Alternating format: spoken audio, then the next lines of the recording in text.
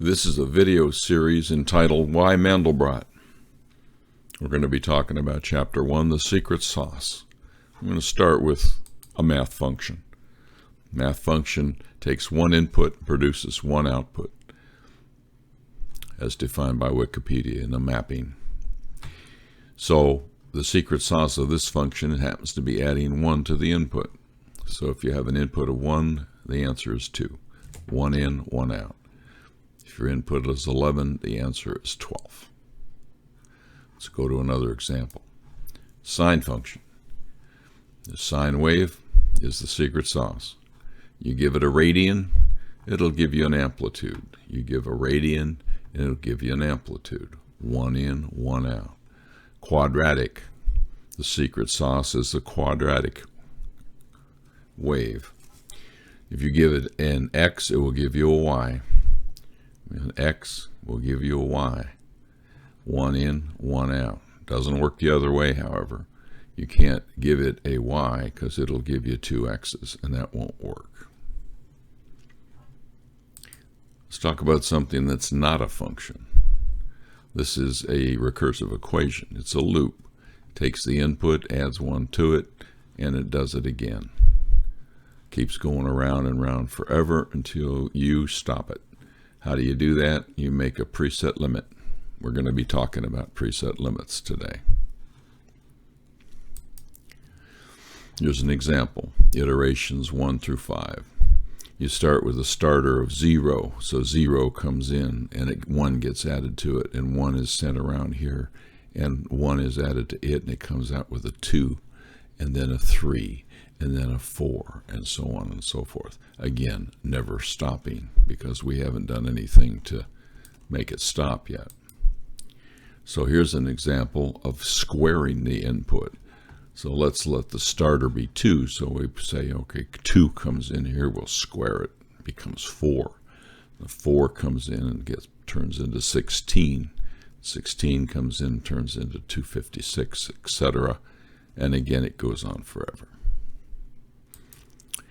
It's a little bit more complicated one, but we'll take it slow, so don't worry about it. This is an iteration with n going from 0 to 1 to 2, 3, and 4, and so on and so forth. And we're going to start off with z0 is equal to 0. That's an important initialization.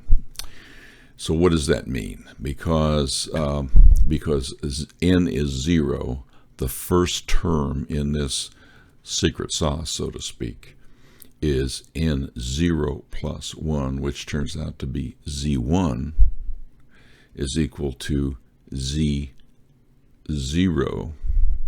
squared plus c. So z1 is equal to z0 squared plus c.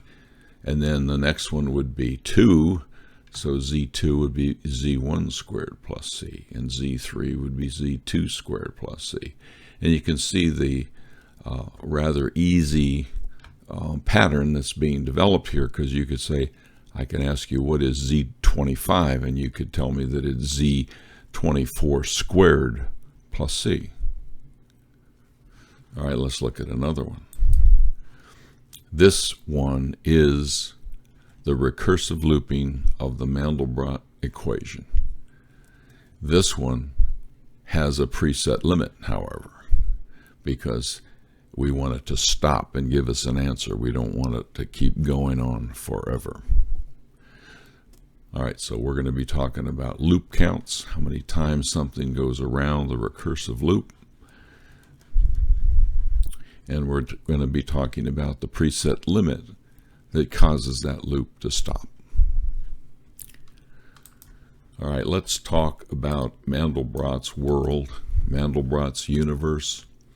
He has an undefined area, which is everything outside the circle.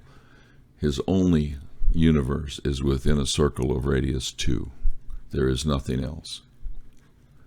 Anything outside this circle of radius 2 causes an abrupt halt in the processing. With regard to these axes, notice that they represent a complex number system, coordinate plane, with the real numbers being representing by A, and the imaginary number is represented by BI. So you can pick a point on here with A plus BI would be a point on the complex number system coordinate plane. Don't worry about this if you don't understand what I just said, because we will cover it in detail later and you'll understand it. In the meantime, we're going to use the normal graphic X and Y in order to display the graphics of this, so we won't have to get involved just yet in the complex number plane. Inside the circle of radius 2 is the Mandelbrot fractal universe. Everything outside causes processing to halt.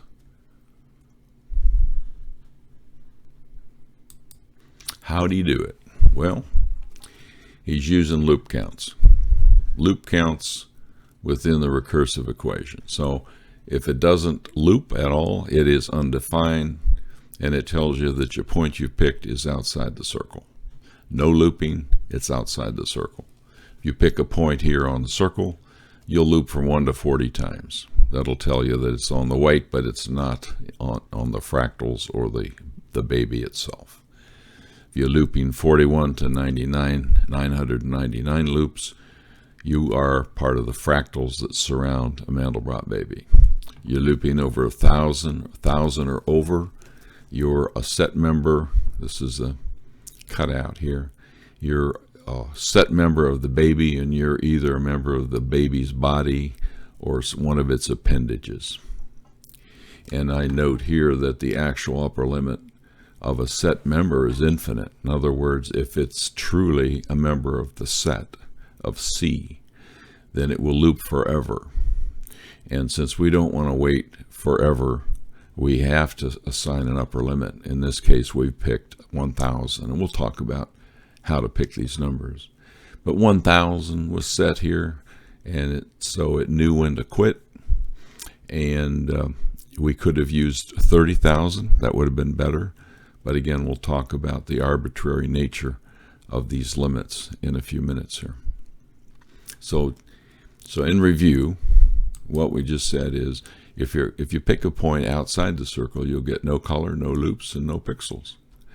If you pick on the white background, you're got a white pixel. Sometimes you can make it transparent if you want to, but it's typically a white pixel. And you'll be looping from 1 to 40 loops, which will tell you it's on the background. And the actual pixels that it'll produce are over 10 million pixels. The fractals are around the edges of the baby. They're multicolor pixels. The loop count will come back 41 through 999. If it comes back in that range, it tells you that it is a fractal. And there's about 90,000 of those. The set members in set C are black pixels, and if you get 1,000 or more loops, that means it's a black pixel or a set member, and there's about 1.5 million pixels in that area.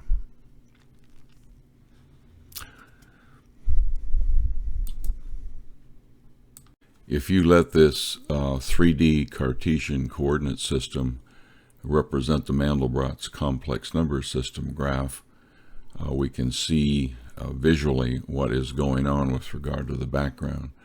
We're letting X represent real numbers, and we're letting Z represent imaginary numbers.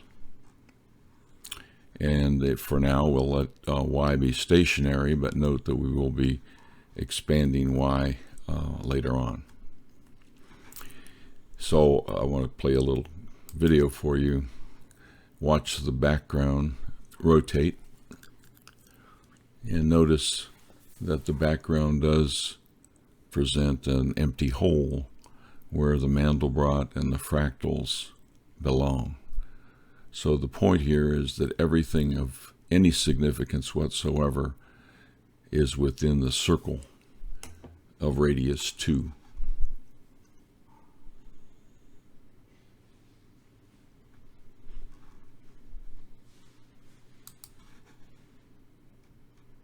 Let's talk a little bit about set members and fractals.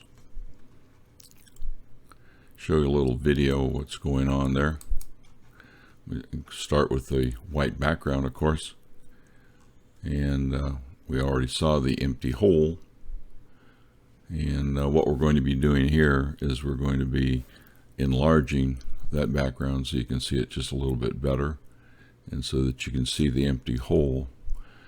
And then we're going to change the palette from black to gray so that you can see, in fact, there is a hole in the background. Now we're going to fill the hole with black pixels. And those black pixels are set members of set C, Mandelbrot set C. We can hide the background, it's still there, but we're going to make it transparent, and we're going to be adding the fractals that are in the border area around the Mandelbrot baby.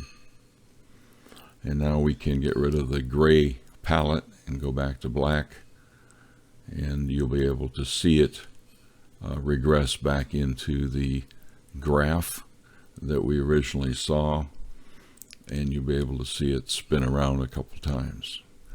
So you should have a general understanding of how all of this plays together.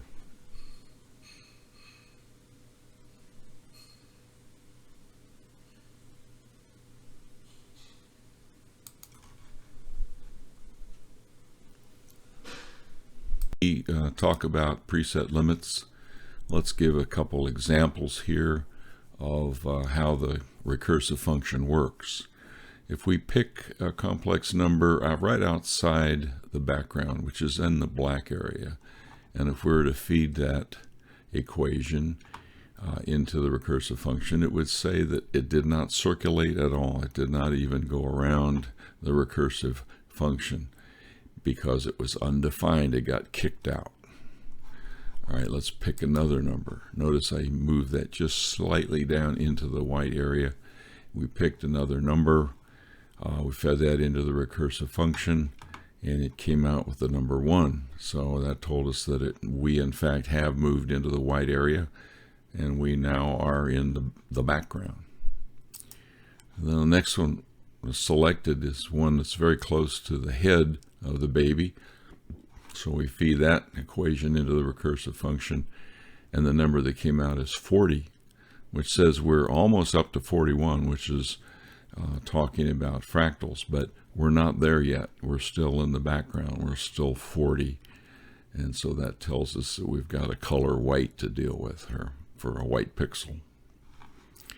Next example, wanted to make sure we're in the fractal area, so I selected this point right here and fed it. And by the way, this is the representation of this cutout of the baby in this particular area of the baby. And so the fractal here is this equation. We fed it into the recursive function and came up with a number of 41. That confirmed that it was a fractal, so that's looking good. And the next one we picked was over on the side of this little nodule, and it came out as 100, which still is defined as a fractal. And the next one we picked was a little bit lower here, almost into the black, but it came out as a 500, which is telling us it's still a fractal. We selected one over here, very close to the black, but fed it in the recursive function. It came out to be 999. What that says is that it's not yet a set member, but it's very, very close to being a set member. It's still a fractal. And then finally, we went right into the black area and selected a point and fed it in the recursive function. And it came out with 1,000, which tells us that it is a set member. And so that we know that it's a black pixel. And I want you to note that we're calling this a function now because we have implemented a preset limit, which is giving us one output for every one input. So for every point that we pick, we get a particular number that's called loop count coming out. So it meets the requirements of being a one in, one out function.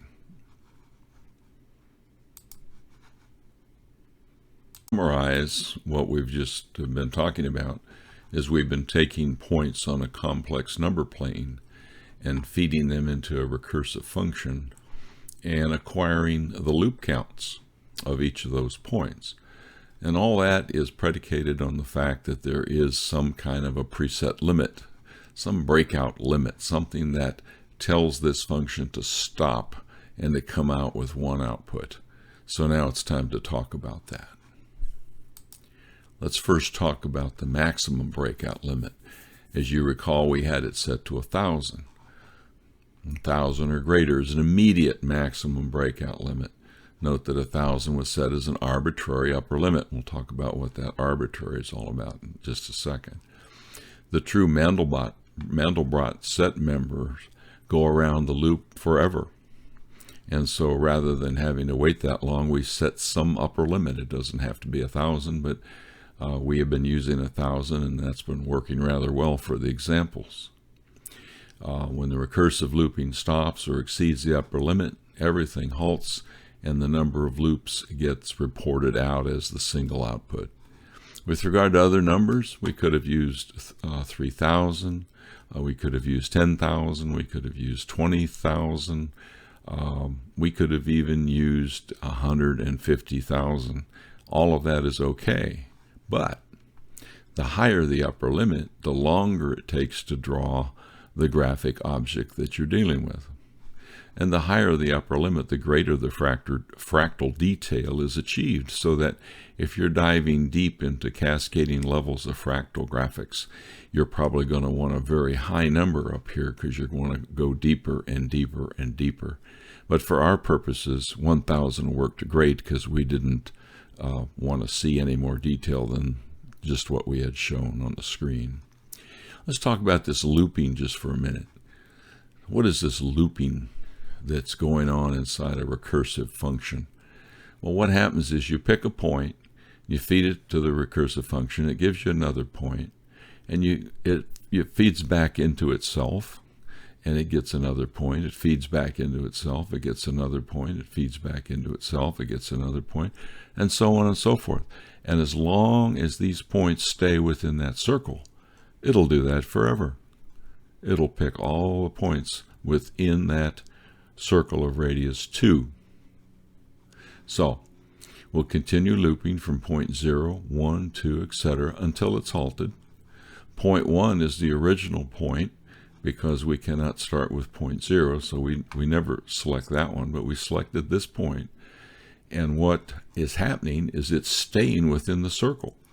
Now, if all of the points stay within the circle forever, the loop count will increase forever.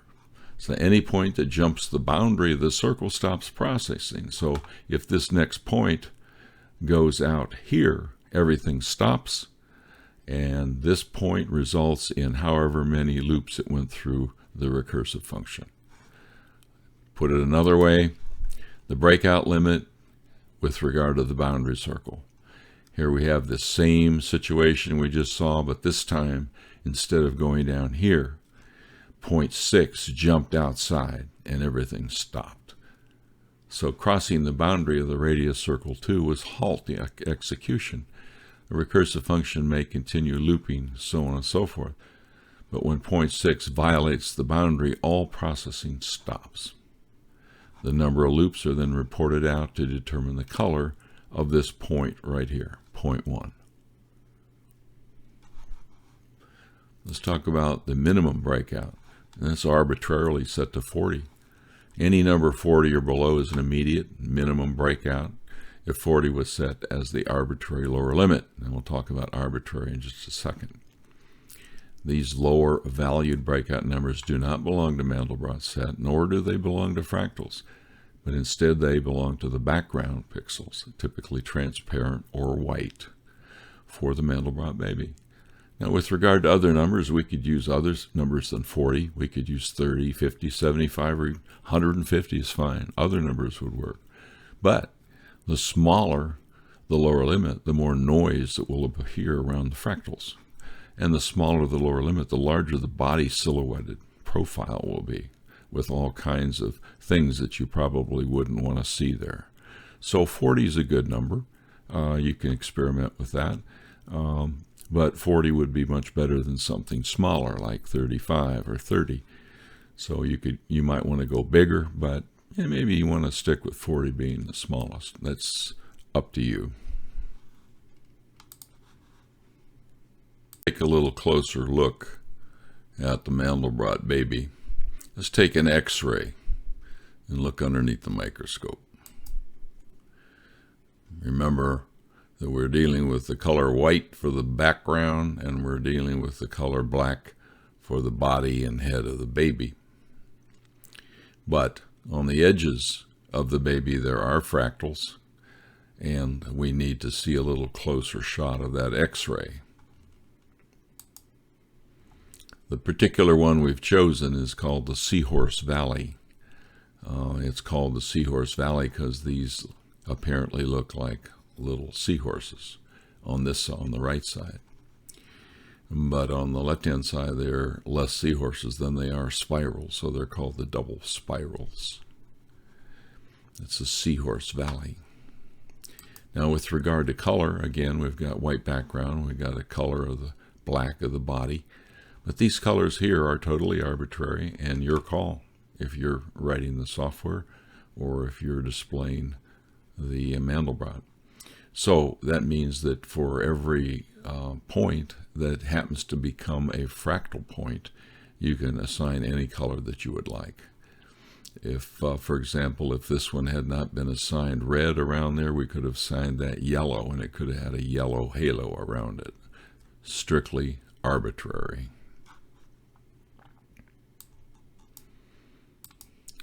So, it's time now to talk a little bit about color selection. So, we know that we can create a loop count because we have a recursive function that creates our loop count for every point, just like we have here, what we looked at before. But now we have a thing called a color function, which will equate a color to every one of these loop counts. So that's the secret sauce inside here. So for every loop count, you have a color. An example of that, the 41 equates to a gold, 100 equates to dark orange, and so on and so forth. And as you all know, 1,000 and above is black, and 40 and below are all white.